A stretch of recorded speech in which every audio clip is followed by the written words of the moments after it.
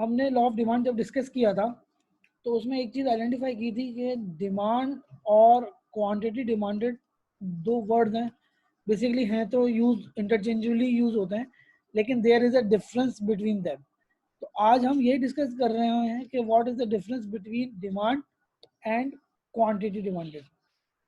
अब अगर हम बात करें क्वांटिटी डिमांडेड की, तो देखिए इसको क्वांटिटी डिमांड को हम कहते हैं इंडिविजुअल डिमांड भी कहते हैं।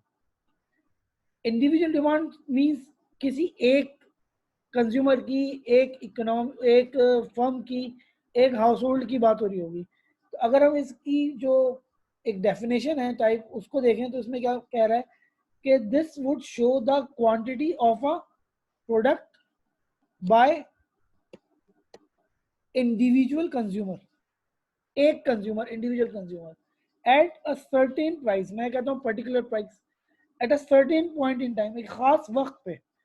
तो वो जो क्वांटिटी एक इंडिविजुअल कंज्यूमर हासिल कर रहा होगा एक खास प्राइस पे, सर्टेन प्राइस पे और सर्टेन पॉइंट ऑफ टाइम पे, तो that quantity will be referred as quantity demand of that consumer.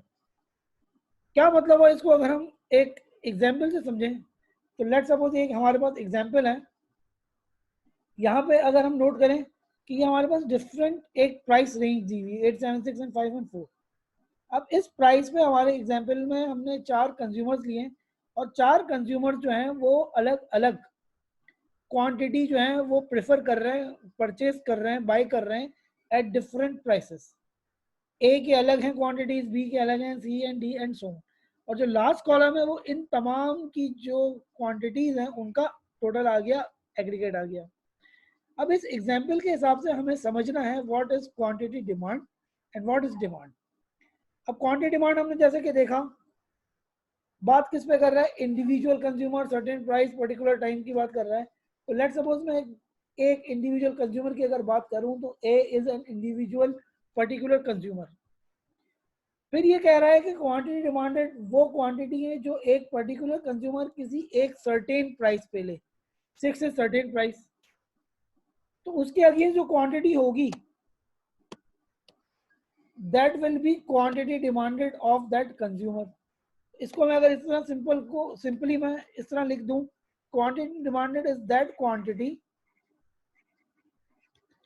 which is acquired by individual या particular consumer at particular price.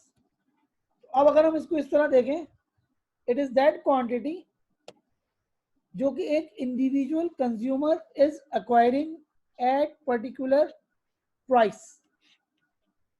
Individual consumer at particular price 6, quantity demanded हो गई इसकी 2 is the quantity demanded of consumer A at price 6।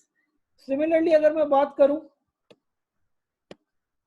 Individual consumer D at particular price 4, so the quantity demanded of consumer D at particular price 4 will be 7।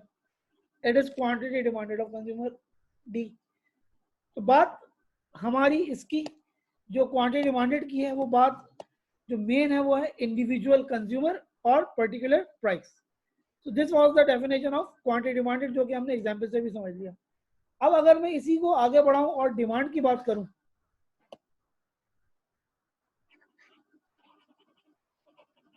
तो जरा इधर गौर से देखिएगा, demand में जो है वो दो बातें हैं। डिमांड की बेसिकली दो डेफिनेशन दी गई, क्या दी गई वो अभी हम डिस्कस करते हैं। देखिए डिमांड को तो अभी हम डिस्कस करते हैं, दो बातें इसमें डिमांड की। पहली डेफिनेशन ये कहती है डिमांड में कि it is the sum total of all quantity demanded, सारी quantity demanded, sum total of all quantity demanded किसकी, ऑल कंज्यूमर्स, पहली बात। दूसरी बात पर्टिकुलर प्राइस।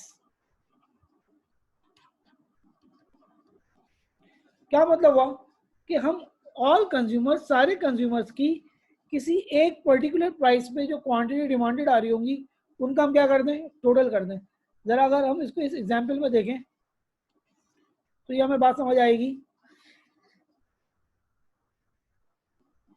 क्या हम बात कर रहे हैं, देखें, ऑल कंज्यूमर्स पर्टिकुलर प्राइस, मैं ये कंसिडर कर रहा हूँ particular price let suppose is 7, ये हमने पर्टिकुलर प्राइस की बात कर ली।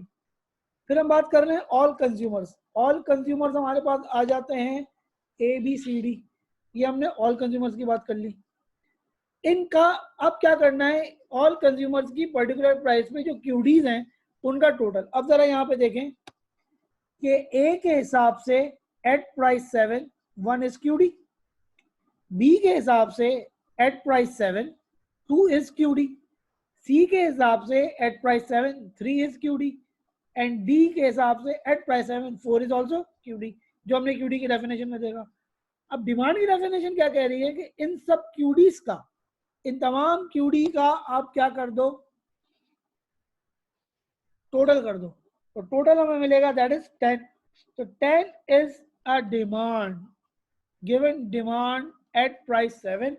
तो डिमांड में देखें कॉन्सेप्ट आ रहा है टोटलिटी का, कि तमाम कंज्यूमर की जो इंडिविजुअल डिमांड है उसको टोटल कर दो, तो that will give you a total demand, that is aggregate demand. तो ये तो हो गई एक डेफिनेशन डिमांड की। अच्छा जी, दूसरी डेफिनेशन डिमांड की ये कहती है कि सबसे पहले तो आप दोबारा यही काम करें, टोटल ऑफ ऑल क्यूडीज। लेकिन अब आपने एक काम करना है, टोटल ऑफ ऑल क्यूडीज जो करनी है वो किस तरह करनी है, वो ऐसे करनी है कि टोटल ऑफ ऑल क्यूडीज अब आ जाएगा पर्टिकुलर कंज्यूमर, पहली बात, और दूसरी बात all prices at all prices. अब देखें इसमें ये बात हो रहा है कि पर्टिकुलर कंज्यूमर मींस एक individual consumer, individual consumer let's suppose A, ये हमने कर लिया पर्टिकुलर कंज्यूमर वाली बात। अब इसमें क्या कह रहा है कि उसकी तमाम क्यूडीज एट ऑल प्राइसेस, अगर मैं ए के हिसाब से ऑल प्राइसेस की रेंज देखूं तो हमारे पास ये पूरी रेंज आ गई, 8 7 6 5 एंड 4 इज ऑल प्राइसेस। अब ए की इन तमाम प्राइसेस पे हमें क्या देखना है, क्यूडी देखनी है और उनका टोटल।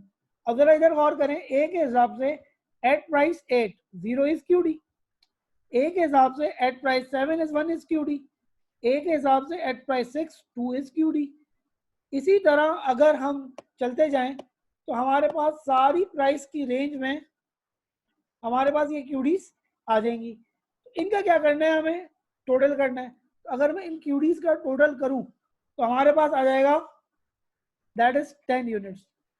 तो ये भी देखिए टोटलिटी को शो कर रहा है। तो हमारे पास आ गई demand of A at all range of prices is 10 units. Similarly मैं अगर बी की बात करूं तो बी के लिए ये भी सारी क्यूडीज हैं एट ऑल रेंजेस, तो मैं अगर इनको टोटल करूं तो बात आ जाएगी कि हमारे पास ये टोटल डिमांड ऑफ बी आ जाएगी एट ऑल प्राइसेस, और ये आ जाएगी हमारे पास that is 15 units. So this is how the demand works, कि हमें डिमांड का टोटल लेना है इधर वर्टिकल और हॉरिजॉन्टल, इन एनी वे ये हमें टोटल का सेंस देगी, टोटलिटी का, चाहे कंज्यूमर्स की, सारे कंज्यूमर्स की एट अ गिवन प्राइस हम टोटल कर लें तो हमें टोटल डिमांड मिल जाएगी, या एक कंज्यूमर की एट ऑल प्राइसेस हम टोटल करें तो हमें टोटल डिमांड मिल जाएगी। जबकि क्यूडी रेफर करती है individual consumer at a particular price, जो क्वांटिटी होगी that will be referred as quantity demanded. अब देखें डिमांड कह लें या मार्केट डिमांड कह लें, मार्केट डिमांड के डेफिनेशन में क्या की पॉइंट्स आ रहे हैं। Market demand on the other hand represents the quantity demanded by all consumers, बात वही की, quantity demanded by all consumers, ये मार्केट डिमांड रिप्रेजेंट कर रहा है quantity demanded by all consumers, जो हमने 7 पे देखी थी, ऑल कंज्यूमर्स, ठीक है। इसके अलावा यहाँ पे एक और कॉन्सेप्ट ये कह रहा है कि simply put it is the sum total और aggregate of all the individual demands, individual demands को सबको क्या कर देना है, टोटल कर देना है। दैट इज ए के हिसाब से ये इंडिविजुअल डिमांड, ये डिमांड, ये डिमांड, ये डिमांड, ये डिमांड, इसको हमने क्या कर दिया, टोटल कर दिया। It anyway it represents the totality. So this was the concept about demand and quantity demanded. अच्छा, अब हमने लॉ ऑफ डिमांड में डिमांड भी पढ़ा, हम क्वांटिटी डिमांड भी यूज कर सकते हैं क्योंकि ये इंटरचेंजेबली यूज होते हैं। आइडियली क्वांटिटी डिमांडेड यूज होना चाहिए, as a single micro economics के लिहाज से। अच्छा, अब इसी में देखें जरा एक इंपॉर्टेंट कॉन्सेप्ट, यहाँ पे हम डिमांड और क्वांटिटी डिमांड के डिफरेंस ही एक कॉन्सेप्ट निकालेंगे जो कि वेरी इंपॉर्टेंट, आपके एग्जाम पॉइंट ऑफ व्यू से भी बड़ा इंपॉर्टेंट है। अब जरा यहाँ पे गौर करें कि प्राइस जो है वो 8 है रुपीस, लेकिन कंज्यूमर ए जो है वो कोई डिमांड नहीं कर रहा, वो बेचारा कोई यूनिट्स नहीं ले रहा, जबकि बी जो है वो 1 यूनिट लेके जा रहा है इसी प्राइस पे। यानी कि एक डिमांड एक प्राइस पे 2 डिमांड आ गई। अब मैं अगर यहाँ से यहाँ एनालाइज करूँ तो यहाँ से यहाँ डिमांड बढ़ रही है। तो लॉ ऑफ डिमांड में हमने ये पढ़ा था कि डिमांड कब बढ़ेगी, जब प्राइस कम हुई होगी। लेकिन क्या यहाँ पे प्राइस कम हुई? यहाँ पे प्राइस कम नहीं हुई। सेम प्राइस पे 2 डिमांड एग्जिस्ट कर रही हैं। अब हमें इसका रीजन आइडेंटिफाई करना है कि व्हाई इज दैट। तो आपको याद होगा हमने कुछ एक्सेप्शंस पढ़े थे लॉ ऑफ डिमांड के, जिसमें हमने ये जिक्र किया था कि डिमांड जो है वो वेरी करती है सम अदर फैक्टर्स की वजह से भी। हो सकता है कंज्यूमर ए की इतनी इनकम ना हो कि वो 8 में कुछ अफोर्ड कर सके, जबकि बी उस पर 1 यूनिट ले रहा है। It means there are some other factors which are affecting the demand. यानी कि मैं ये कह सकता हूं कि 0 और 1 ए और बी की डिमांड में at the same price, the difference is due to some other factors. Similarly अगर मैं डाउन नीचे तक आऊं तो ये डिफरेंस है, और ये डिफरेंस रहेगा किस वजह से? ऑब्वियसली अदर फैक्टर्स की वजह से ही रहेगा। कभी इनकम का मसला, कभी टेस्ट का मसला, कभी नीड का मसला, कभी रिक्वायरमेंट का मसला। तो in short the difference of demand at the same price is due to other factors. अब जरा यहाँ पे एक चीज नोट करें, जब सब इसमें डिफरेंस आ रहा है अदर फैक्टर्स की वजह से, तो मैं ये कहता हूँ कि इन टोटल की जो डिमांड है इन दोनों की 10 एंड 15 यूनिट्स, इसमें भी जो डिफरेंस है it is due to other factors. पहली बात तो हमने ये स्टैब्लिश कर ली। दूसरी बात, मैं अगर ये बोलूं कि यहाँ से देखें, यहाँ डिमांड जो है, डिमांड क्योंकि हमने स्टैब्लिश कर लिया था total 10 is demand, total 15 is demand, तो डिमांड जो है वो 10 से 15 हो रही है, दैट इज इंक्रीज हो रही है। और अगर मैं रिवर्स पढ़ूं, 15 से 10 हो रही है, दैट इज डिक्रीज हो रही है। तो कलेक्टिवली मैं ये कह सकता हूं कि ए और बी की जो डिमांड है वो चेंज हो रही है। और ये चेंज क्यों हो रही है? This demand is change due to other factors. तो एक कॉन्सेप्ट और आ गया हमारे पास कि भाई डिमांड तो जो है वो टोटलिटी का कॉन्सेप्ट है, लेकिन change in demand, change in demand is occurred due to change in other factors। ये हमने बात स्टैब्लिश कर ली थ्रू डेफिनेशन, थ्रू एग्जाम्पल। अब दूसरी बात, दूसरा कॉन्सेप्ट,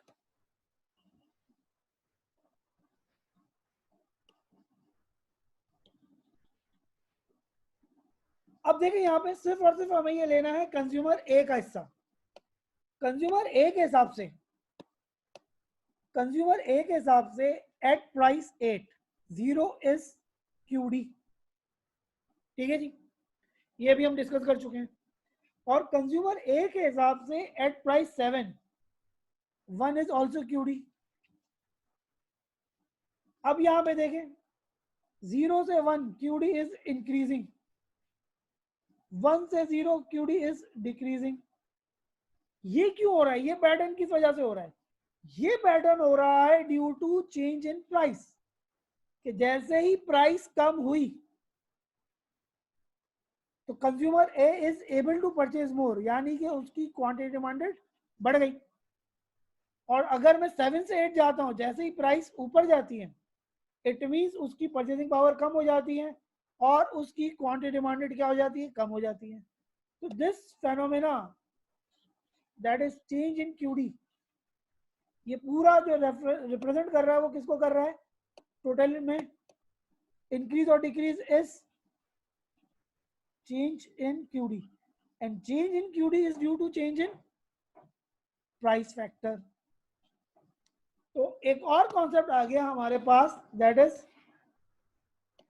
कि डिमांड चेंज होती है ड्यू टू अदर फैक्टर्स, और change in QD quantity demanded occurs due to price factor. तो इस तरह हमने बेसिकली 4 कॉन्सेप्ट डिस्कस कर लिए। Number 1 is what is QD, individual consumer की पर्टिकुलर प्राइस में जो डिमांड होगी, क्वांटिटी होगी, दैट इज क्यूडी। फिर second concept that is demand, जो कि टोटलिटी को जाहिर कर रहा है, इधर हॉरिजॉन्टल इधर वर्टिकल। फिर हमने पढ़ा change in QD, change in QD is due to change in price. फिर हमने पढ़ा change in demand and this is due to other factors, और change in demand and change in QD को हमने थ्रू एग्जाम्पल भी analyse कर लिया ताकि आपके कॉन्सेप्ट क्लियर हो जाए। अब जरा इसकी डेफिनेशंस पे आ जाते हैं।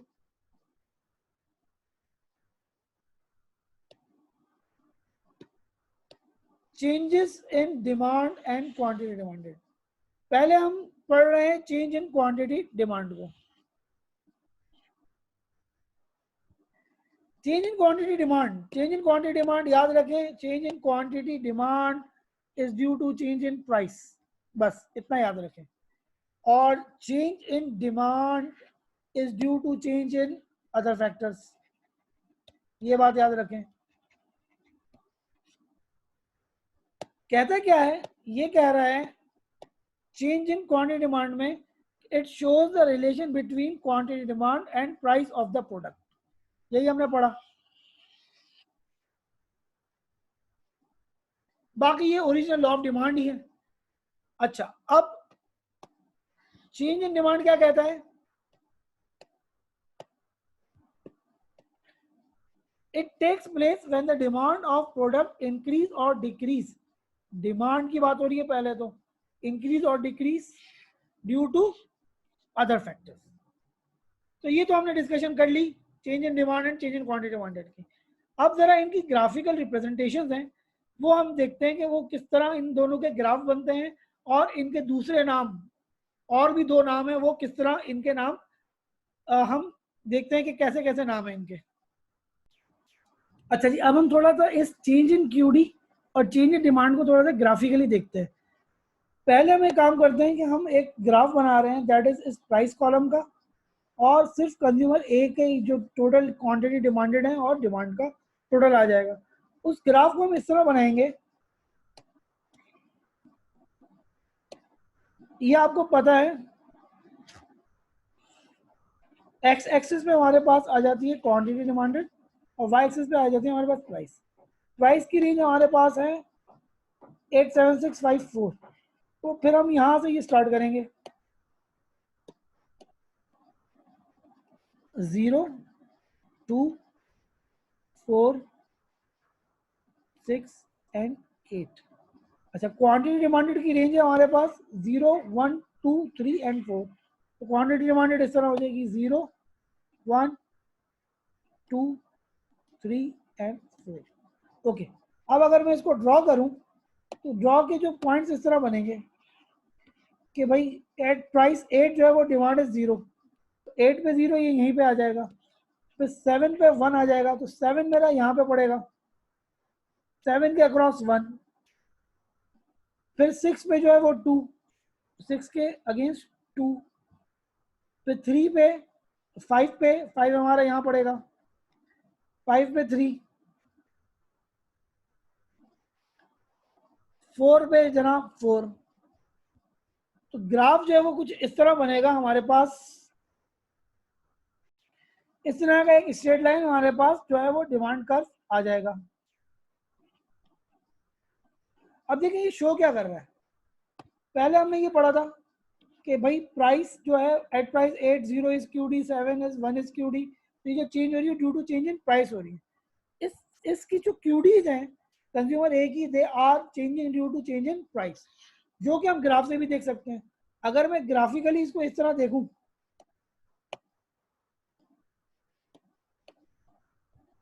कि भाई 6 में जो है मेरे पास 6 के अक्रॉस 2 आ रही है,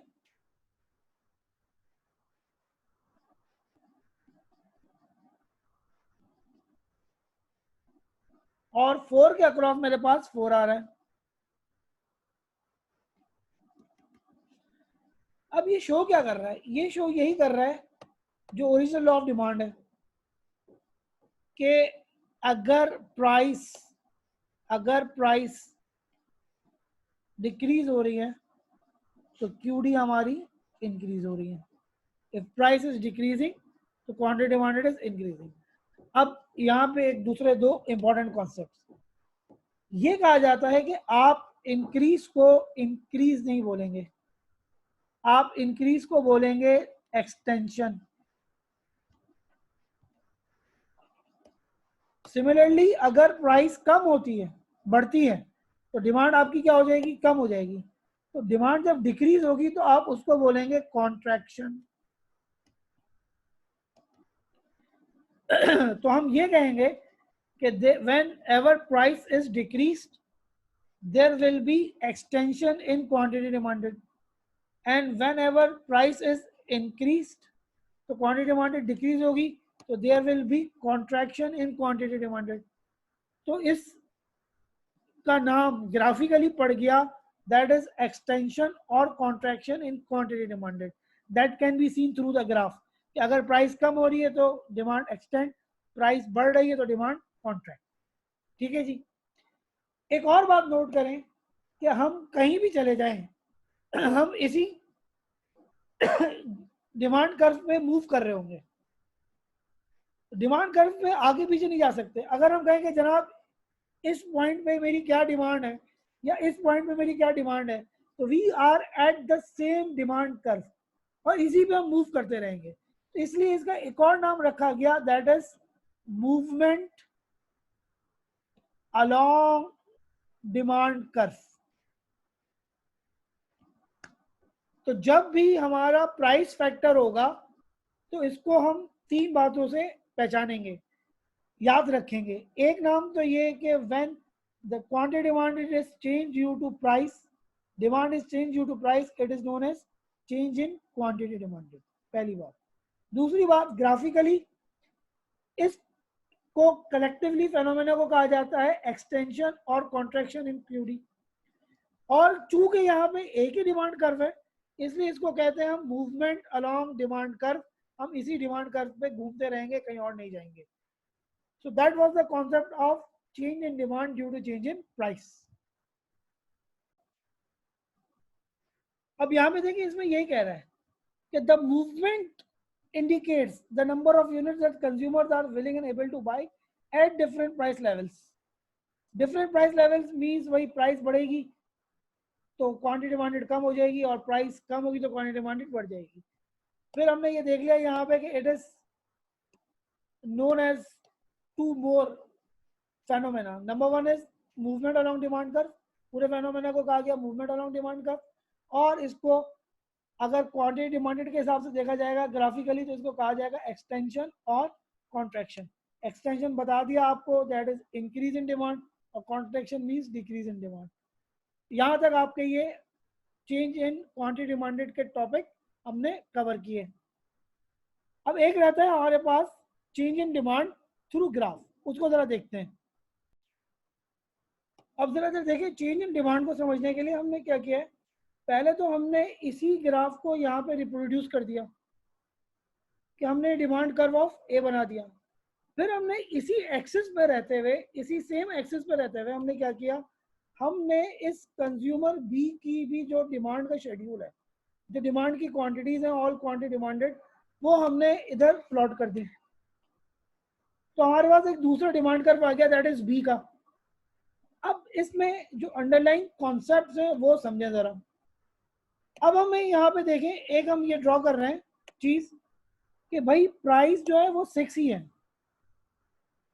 लेकिन इस 6 के अगेंस्ट हमारे पास दो क्वांटिटी डिमांडेड आ रही है, दैट इज एक आ रही है हमारे पास 2 के पास, और एक हमारे पास आ रही है तकरीबन 3 के पास, जो कि हमने ये डेटा यहाँ से देखा 6 पे 2 और 3।